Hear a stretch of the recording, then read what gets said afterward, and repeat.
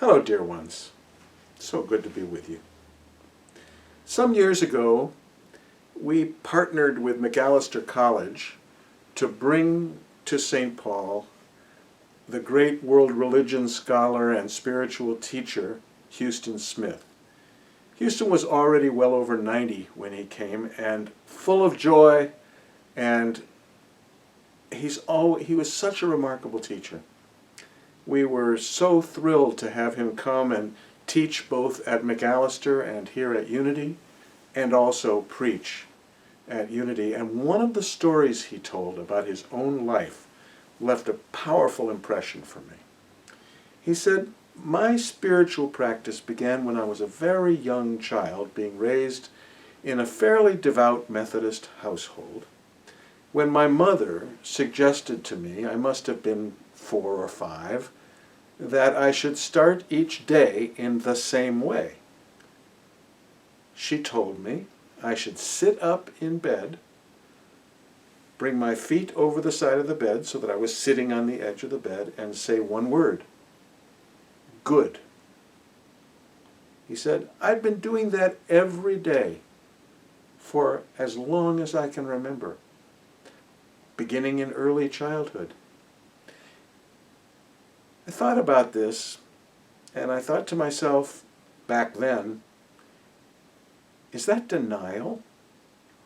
Or is it a particular kind of affirmation?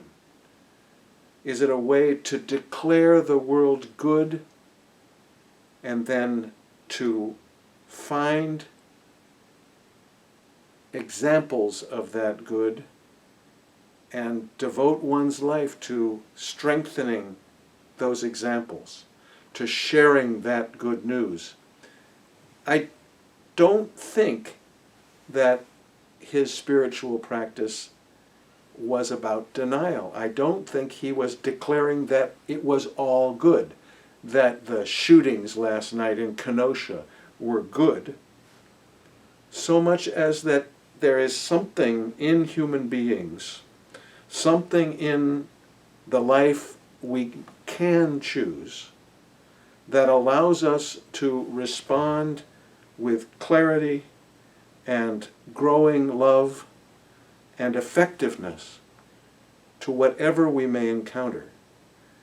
And that the discipline of declaring the world good, of choosing life over and over again, of looking for the beauty which will then call out the beauty in ourselves and in our neighbors, is the best possible way for us to live.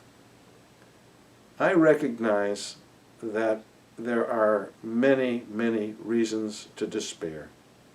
I recognize the inequity, injustice, and deeply systemic violence at work in the world.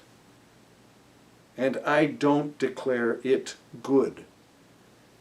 But I do join that great teacher, Huston Smith, in declaring that the world itself is good, and that we can bring love to bear in helping to improve the lot of all the neighbors we have never known, and that we can do that work more effectively, more lovingly, if we are grounded in a sense of our own value, in the beauty of the world that surrounds us, and in a sure faith in the possibility of good.